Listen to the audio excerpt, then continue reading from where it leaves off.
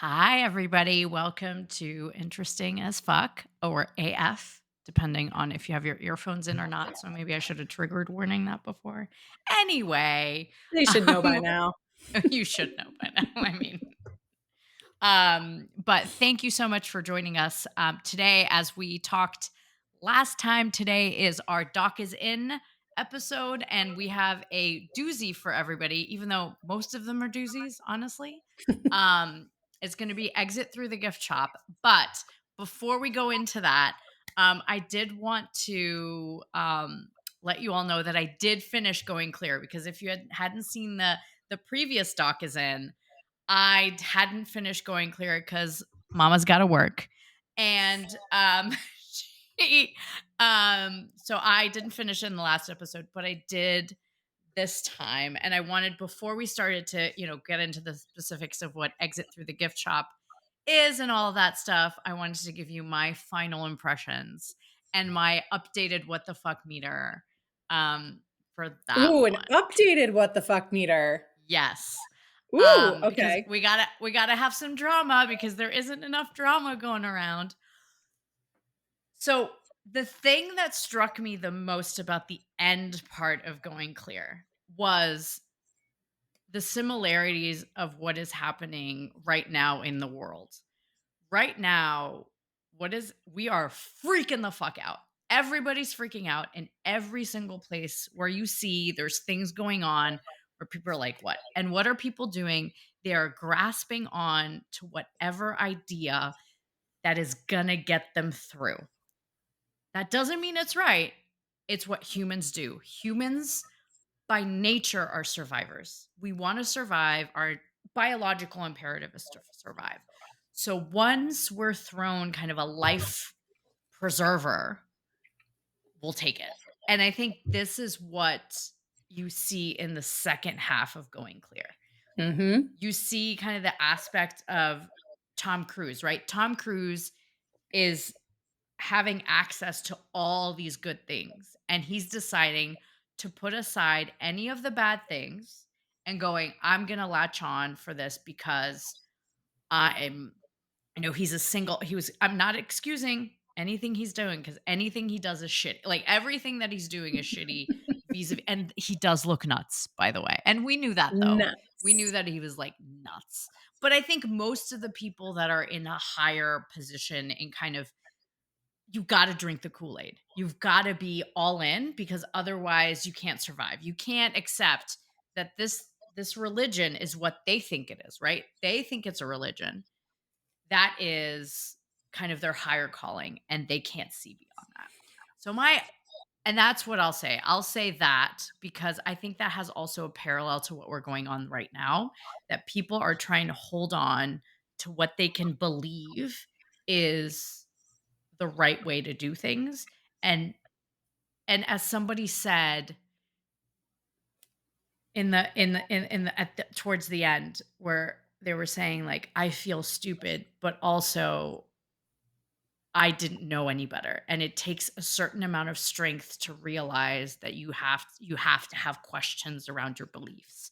And Yep. that is takes a strong person to leave an organization like this while they still think they're stupid, which I think is just kind of a great summary. And so I don't know what the fuck meter was. I forgot. Fuck the But meter. What your yeah, fuck the fuck the meter was? meter. It was a Fuck the meter. 13 out of 10. It was 13 Yeah, out of I'd 10. I'd add that to a 15. Only Ooh. because Okay. the parallels of what is going on now in the world is just really just insane. And it really kind of it reminds us that we will believe anything to survive, and that's okay. What is improving yourself and going, I made a mistake, and let's try to do that. I also cried at the end because of the mom was saying goodbye to her Yep. daughter, and that just killed me. So Yeah. those are my thoughts on All Going right. Clear. And I'm assuming when Miss Cabbage dies, the whole thing is gonna implode, because I'm assuming he's not grooming anybody else. I don't know. I don't know. Yeah, who Maybe it'll knows? be Who Tom knows? Cruise. Maybe it'll be Tom Cruise. Maybe Maybe it'll be Tom Cruise. He's Maybe doing his it'll be last Tom Mission Cruise. Impossible. He's doing his last Mission Impossible. Like, That's maybe true. that's his next calling. That's true, and maybe, just maybe, it'll be Mission Impossible to clean up that shit. Anyway, all this to say is that those are my thoughts, and I did finish it because I Yay. did say I was gonna finish it. You did. So, We had a palate cleanser this week. palette cleanser, and I have to say, fascinating. Right. Fascinating palette cleanser.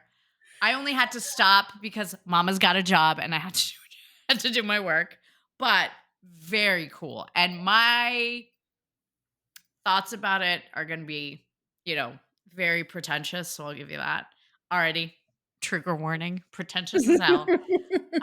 But as a reminder, exit through the gift shop is the I don't know, Elaine, if you want to take us through what it is, but I have kind of the details of what it is, but it was on it was made in 2010. It's free on YouTube, runs about an hour and a half, and the director is Banksy. So it has a 96% on Rotten Tomatoes, but um Elaine, you can take us through kind of the documentary and how you got into it and what you think.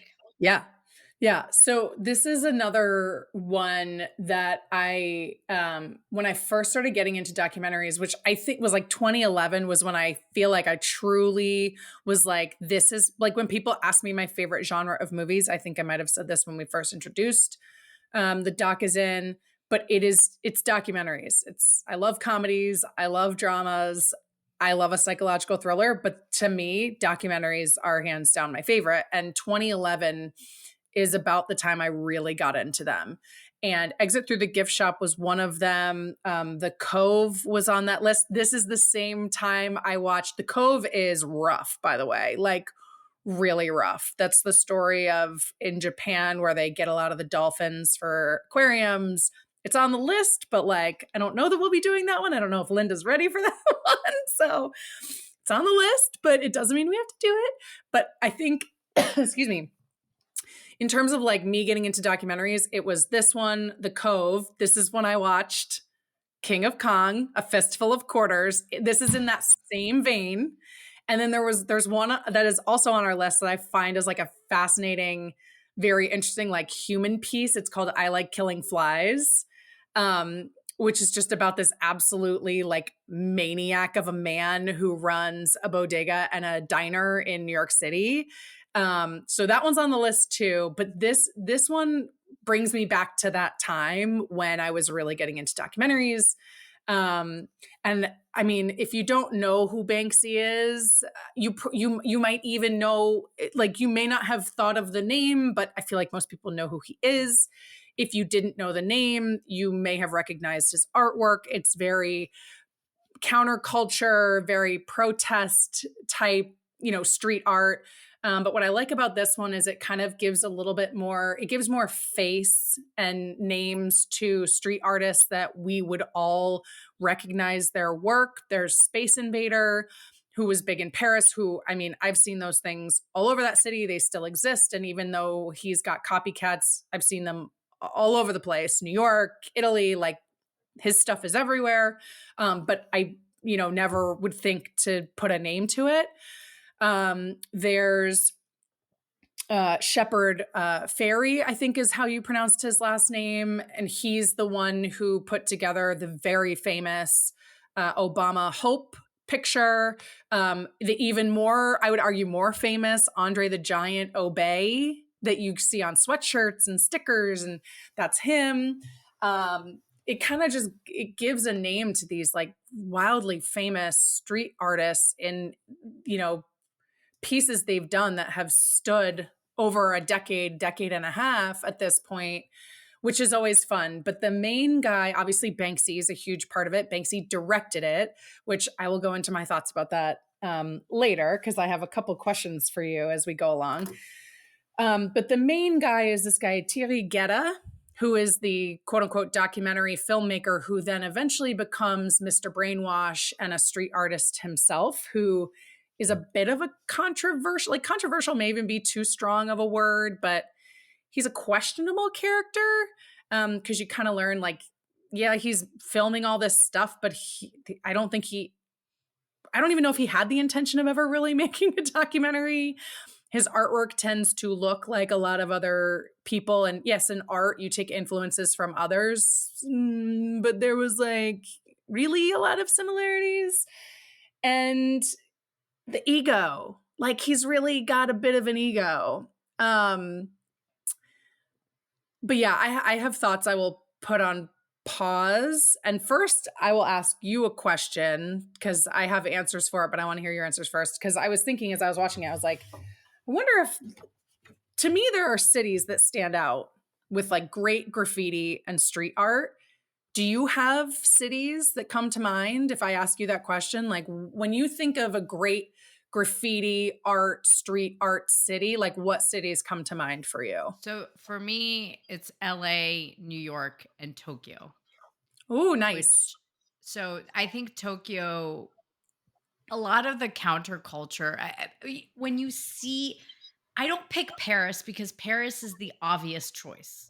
Paris Sure. is very, Paris and London have always been the centers of art for a long time, right? I think we've always looked at them as, Space Invader. Thierry is from France, right? Yep. He's a Frenchman, and there is the concept of that kind of street art thought process. But I think New York, LA, and Tokyo are the ones that are much more subversive because in the US, you have a much more controlled atmosphere. Like, oh, you shouldn't, this is destruction of property, right? In the Right. US, it's about property. Property is such a big topic. And I think that's what made the LA street artists and the New York street artists much more avant-garde because they were pushing laws. Not as much in Paris and London. That's why, Banksy calls it barely legal.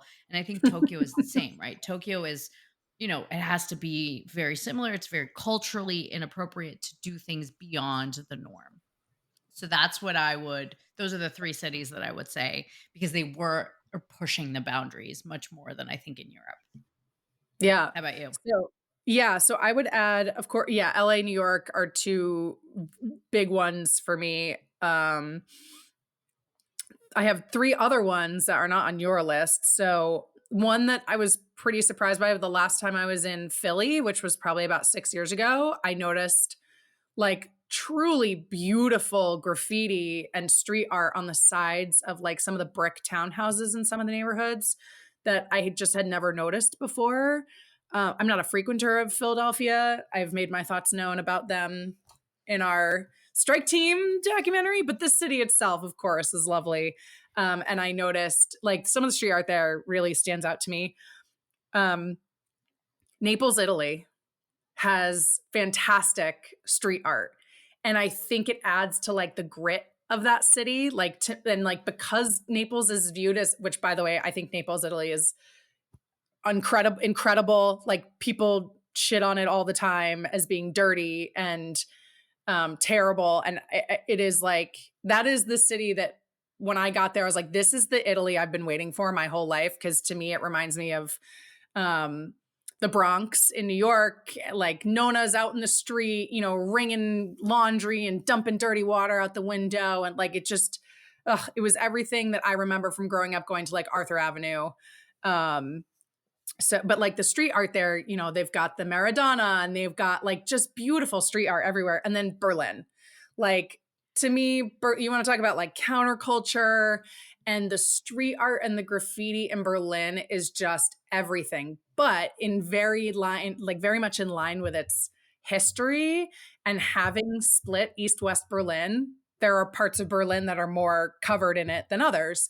And then of course, any piece of the Berlin Wall that is still standing, which is actually quite a bit of it, and we have lots of pieces here in the US too, is covered in graffiti, but also like these beautiful bits and pieces of street art. So Berlin, I think, might be my favorite actually Yeah. of all of them. Yeah. No, and those are like great cities to add. Naples is a surprise to me. Yeah. I wouldn't have Yeah. thought because it doesn't go with the kind of grit of even though it makes sense, right? When you say grit, you're like, "Oh yeah, well, duh, graffiti art," right? Um and I think fundamentally in Berlin. Germany is interesting because of, Mhm. what happened after the Second World War, given that some people could express themselves, others couldn't, and In the same how, city, yeah, in the same in the city same city. and within families, right? Families Yes. were also split between there. And some people had to, in East Germany, people had to like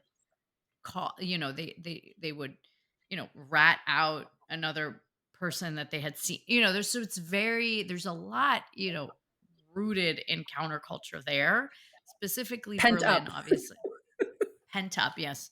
Which Yeah. is, what and I, have a Germanic husband. So pent up is a very, very good word here. But yeah, I think I think that's the great part of this documentary, though he only talks US and like Paris and London, which makes sense. Banksy, that's what he knows. Um, but I think, Berlin is a great addition, and I'm gonna think about that one again when I Yeah. go. I haven't been in a while. So, what did you think about this documentary? Tell us. So, pretentious alert. So I think Banksy created Mr. Brainwash as a demonstration of how easy it is to fuck with people around the art world. And I his completely whole agree.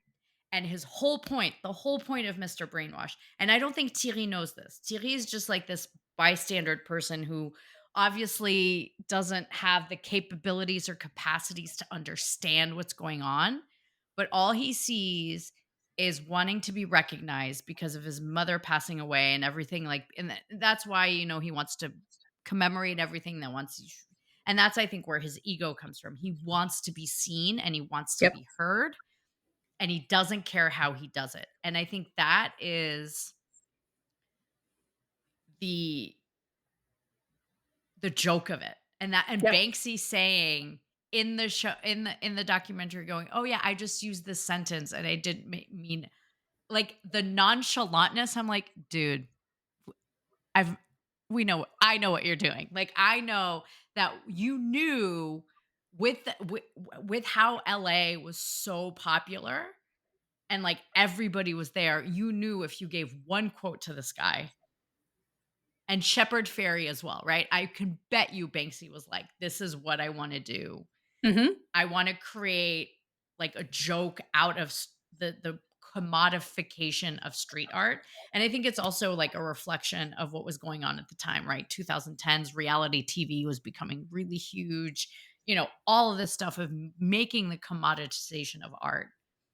And I think that's the joke. Mr. Brainwash is another Banksy installation, and we should think of it that way. Oh, I 1000% agree.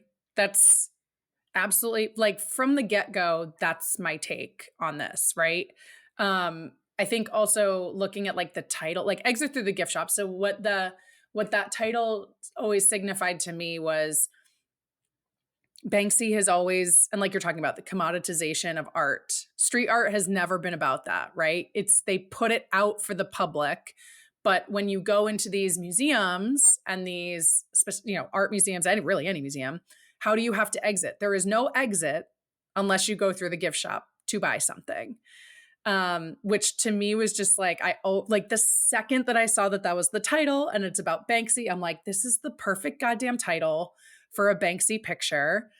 But after reading into like kind of what other people have thought the meaning is, people I'm sure have tried to ask Banksy what he thought the meaning was, is, when you become the subject that you're trying to study yourself, which is exactly what you're saying, right? Like it's Banksy's subtle way of saying, like, I'm turning this guy into what he thinks is an artist, but really he's just a spoof on something, and it's I'm creating it. Like he's a piece to me. And what I always thought, and maybe it's because he also kind of looks like him. So Thierry is a real person. We know this for a fact. Like this is not Banksy in makeup. And because for a while, the first time I watched this, I was like, I bet that's actually Banksy showing us his face as like the biggest fuck you. Because the whole thing is like Banksy has never shown his face. Nobody knows what Banksy looks like, which is the greatest ploy of all of it, that this guy has been famous for 20 years and no one knows what he looks like, even though we've probably actually seen him. It's that to me is his greatest piece of art, is himself. But I'm like, this is a giant fuck you from Banksy. He's in these giant, like, fake sideburns, the stupid hat, right? Like, this is Banksy. And that is not the case. And we now know this, like, Thierry's a real person. But, and maybe because Thierry looks like him, I cannot get out of my head that Thierry Guetta is to Banksy what Tony Clifton was for Andy Kaufman, which is like a deep cut in comedy. But if you remember Andy Kaufman, he was in Taxi, he did the first ever opening of Saturday Night Live 50 years ago, which we've now got a bunch of those documentaries on the list because, man, those were amazing. He created this absolutely disgusting character, Tony Clifton, who ran all female. Like, first, actually, he started wrestling women. Like, he would put on a fat suit, he'd put on Oh, this makeup. right, Yeah, right, you remember talking about? yeah. Now He I had these like remember. horrible sideburns, and he talked a lot like this, and he was always holding a cigarette, and he was literally getting in the ring and fighting women. But like, Andy Kaufman became Tony Clifton. And I just can't get it out of my head that Thierry Guetta is Tony Clifton to Banksy. Yeah. Like, Yeah. I can't And get it out and of my head. I can definitely see that. I think that's the point, right? The exit through the gift shop part. Mhm. Thierry is the gift shop. It's 100%. like if you the and the difference between and what I like about this documentary is that he gives equal standing to the street artists and also Thierry's story. So essentially he's like, this is the end. It's how we get out of it. And I think also Thierry, in a way, the way Banksy set him up is that he took off the heat from other street artists, Mhm. right? This documentary, in a way, like removed the taboo of what street art is, and it gave it legitimacy in the art world and therefore legitimacy on the streets, right? Saying like, the cops aren't really going to go after them, and they're, in a way, he kind of created a new environment for new street artists to thrive without the fear of quote unquote persecution or legal ramifications, because and that's, I think, another layer of the joke, going, I commoditized this so much that I created economic value for governments to not make it a big deal, because now you get taxes out. Like, everybody benefits. Yeah. And like that's why Banksy is also so formative, I think, in the contemporary art world, is that by hiding his face, by not becoming a celebrity in that sense through his face, it's the art stands alone. The art is what it is, and he's commoditized it in a way that's still true to his nature, which is amazing. And when was the last time we saw a Banksy installation? Actually, this is what I was. I You know the answer to this because we've is talked that about it. is that the whirring, the one where he cut the piece? Is that the Yes, last one? That's I the think last one. so. So if you all Wow. remember, or maybe you don't, but Yes. a couple years ago, Banksy's one of his most famous pieces, which is the girl with the red balloon, went on sale at Christie's, I believe, and it's in this beautiful gold frame, and it sells for, I want to say, like 1.4 million. I should look up these numbers. I should have looked this up, but here we go. Anyway, the second the gavel comes down and they say sold, someone had to be in that room to Somebody hit was a in the button. room. He or one of his associates, of course, had to be in the room. They click a button and a shredder starts and shreds half the painting. So half the painting is now sticking out of the bottom of the frame, In shredded. tatters. In Yes. tatters. And people, I mean, people went berserk in that room. If I was in that room, I would have stood up and clapped Clapped. Yes, that because was the point. it's the most Banksy thing ever. Ever. Ever. So, that I think is the last one, but I So, guess I just Googled it and his last, it's actually last year in August 2024. His latest was at the, um, the London Zoo. So, it oh, flew yes! on the London gates, and it's basically a gorilla lifting up on the gates. Um, and, like, in a way, it's kind of like saying, you know, let's I don't know, let's let nature live, but I guess people can think about what that is. And even the London Zoo spokesperson said it was absolutely brilliant and that it had to be preserved.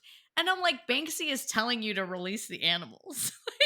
Like, you know what I Yeah, mean? yeah. It's amazing. I mean, like in a way, Banksy makes fun of art and makes fun of how we look at art and then still makes amazing art. Like, it's insane. Yeah, so I'm looking up I was right, I guess. Um, it sold for so this the shredding of the The girl with the shredded one, yeah. balloon, was sold for 1.4 before it gets shredded, right? So boom, gavel sold $1.4 million. Dollars. It half of it shreds. That was in 2018. It goes back up for auction in 2021. Um, where Sotheby's calls it the first work in history ever created during a live auction. And it sells for, do you want to guess how much it sold for in Probably 2021 at 3. auction? I actually don't know, so 3,000,000. Oh, girl. It went for 18.5 million pounds, Holy shit. which equates to almost $23.5 million. Does this money go to Banksy? Like, not the reselling, obviously. The reselling doesn't go, it goes to the person who originally paid the 1.4. Right, right. But I don't does know. did the original 1.4 go to Banksy? I don't know how that works. I was thinking about that too. I was like, how does, I mean, I'm assuming the guy gets, he's getting money out of that. But the the one in London was a series of different animals. So he I like love it. had like monkeys and elephants throughout London, piranhas, monkeys, rhinos, wolves. So it's actually a pretty cool installation. I'll put the link so people can see it. But amazing. Like, the fact that that sold for 20, was it an anonymous buyer? I didn't I wanted the money. I'm not Yeah, yeah, sure. yeah. Because Cuz I just usually art is bought anonymously. Like, people don't, when especially for it's those like amounts. those amounts, usually like the Sotheby's and like Christie's, like to go for anonymous, and we've gone into the high, this is a robbery and the reason for that. So Mhm. if you haven't listened to This Is a Robbery, go listen to This Is a Robbery. But yeah, Banksy, we'd love to have you on, by the way. You are fucking amazing. And you, everybody knows how I love art, and pretentiously so. And I'd love for him to make fun of me to my Yeah. face. I accept that. There's there's so many layers to it. I mean, so the what the fuck meter for me was the Walt Disney World thing. Yes. I was very upset about that. Disneyland, right? He went to, it Disneyland. was Disneyland. Yeah. I was upset about that, even though I understood why he did it. So, with kids and things like that, that's what got me. I was like, nah, but I get it.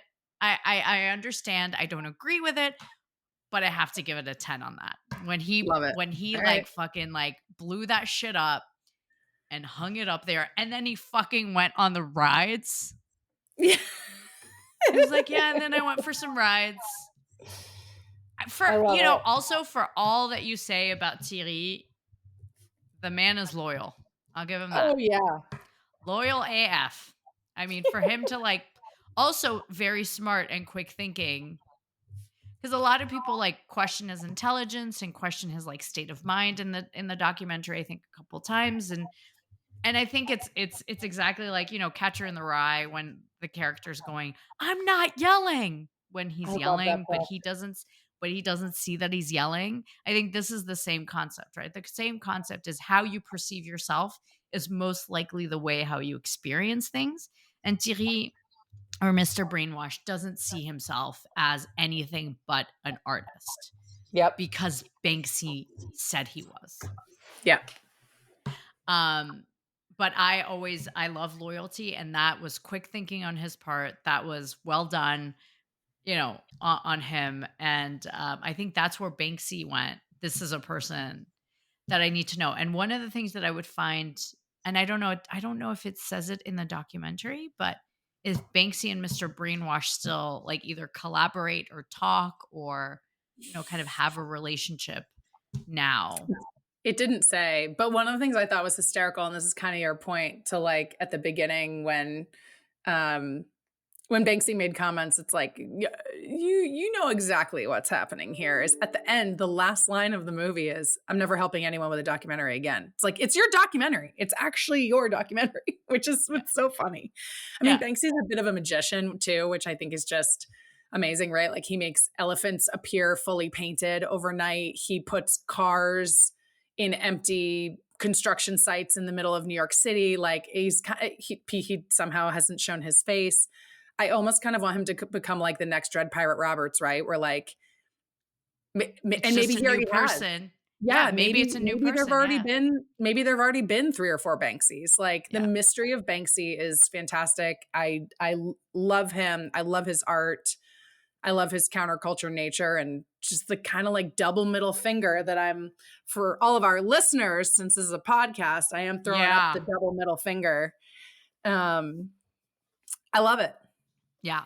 I love it. He's great. And I think also, yeah, I agree. I think there's got to be the fact that his style is kind of the same, but not throughout. Maybe there's been two or three, who knows?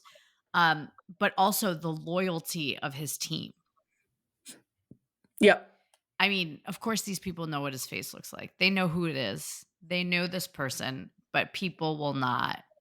Like, and I find that admirable because loyalty, I think, is and not blind loyalty either, right? They're Right. loyal to like, you know, a thought process.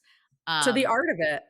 yeah, to the art of it. That's And part of the that's art too. yeah, exactly. So I think that's great. And this is a wonderful documentary. I loved it. I think Banksy's awesome. If I had that kind of send us an art piece, dude, we'll never sell it. No, We'll never never. sell it. I actually will never sell it.